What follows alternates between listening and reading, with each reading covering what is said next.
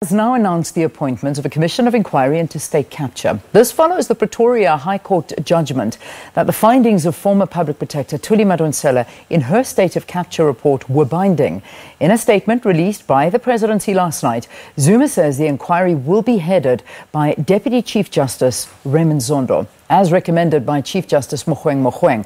For a little bit of analysis on these developments, let's chat to political analyst Khaya Sithole, who joins me now on the couch. Another late-night announcement. Khaya, how are you feeling this morning? Quite surprised, of course, but not surprised that it was a late-night announcement, but just the nature of it. I mean, let's talk about the timing. I mean, are you really surprised? We've got the NEC meeting happening today. Yeah. The announcement came last night. Yeah. I suppose, can you see a big coincidence there? Well, just like the free education thing came on the day of the ANC conference, I suspect what is happening here is that the president himself took the view that there will be a discussion at the NEC meeting today regarding his ability to remain in power.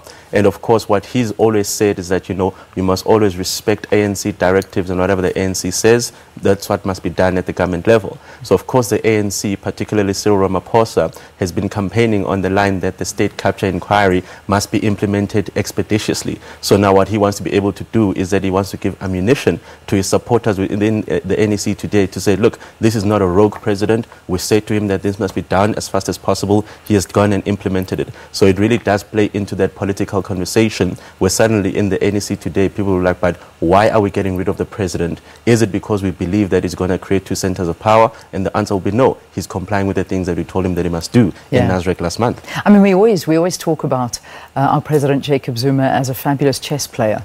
And this is clearly just his next move in the game of chess. But I'm not sure if this is going to get him out of trouble, or do you think it will? I mean, what is your gut feeling telling you? As great a chess player as he is, you sense that there's been an element of panic in relation to this one because, of course, now he's no longer in control of what really happens on the ground. He might not even be in the NEC meeting today. He is entitled to attend as a former president of the ANC, but you get the impression that even if he was in the room, he's not sitting at that table really pulling the strings out there. So there is that element of saying, look, I'll play the political game, but it's no longer something that is fully within his control. So you get the impression that there was this element of panic to say, look, let me at least make this overture to the party before the NEC meets and see how they respond to it. The reality, of course, is that the NEC still doesn't have the power to remove a sitting president. They've got the power to sort of direct what happens at the ANC level. But if they say they want to recall and he says no, then there's nothing they can do about it because Parliament elected him as president, not the NEC. So I think, though, obviously, politically, you always want there to be some alignment between what the ruling party does and what its deployee as the president is doing at the union buildings. Well,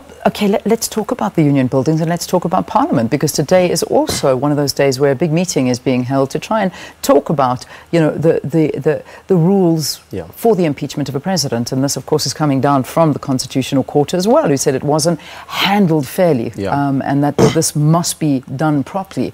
Now, let's talk about that. What do you think is going to come out of that one? So I think, obviously, the key issue that the court has raised is that the rules of how to really process the impeachment process of a president had never been codified in the Constitution. And keep in mind that all the drafters of the Constitution have repeatedly said that, look, when we wrote these rules, we didn't have these types of situations in mind. So this was obviously a loophole that everybody acknowledges. So what will really happen here is that they will set a guideline to say, if ever there's an impeachment process that needs to be done in terms of the Constitution, these are the steps that we're going to follow. But I get the impression that the impeachment process will be the absolute last process. So obviously what the ANC will try and do first is to simply facilitate the same solution politically that they did with Thabo Mbeki, simply recommend to him that we think he should step down. I do not think that Jacob Zuma is in a position to step down because, remember, for him, there is personal liability associated with the question of whether he's president or not. You've got the state capture inquiry, you've got the Sean Abraham's matter, so he wants to be able to say, look, I need to defend my person and in this particular regard, so me remaining president is in my best interest. So I suspect that he wouldn't respond positively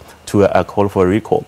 Then you go to Parliament, there might be a motion of no confidence, and of course the ANC is then free to simply instruct its caucus to vote for the motion of no confidence, and that will be good enough. And if for some odd reason they're unable to execute that, which I highly doubt, then we'll move to the impeachment process. So even though the rules are being written now, we might not actually need to use them in the short term. Yeah.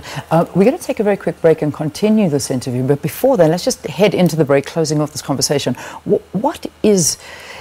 obviously, if he steps down, he still is entitled to, as a president, all the benefits of being a former president of the country. But if he's impeached, This doesn't put him in a good position either, does it? No, it doesn't put him in a good position because obviously an impeachment process is essentially to you and I getting fired. Yeah. So that entitlement to benefits beyond the term of office disappears. Tend to fall away. The question is, does he even need those particular benefits? Because look at his Gandla, which is something that means that accommodation is sorted for the next 20 to 30 years. So I don't know if that's going to be at the top of his mind, even if you remember that what the benefits would be, probably just a state pension at his current salary, which is around 3 million rand. I'm not particularly sure if that's the type of thing that's going to keep him awake at night. Yeah. All right, I want to take a break. When we return, let's talk a little bit about the meat of this commission.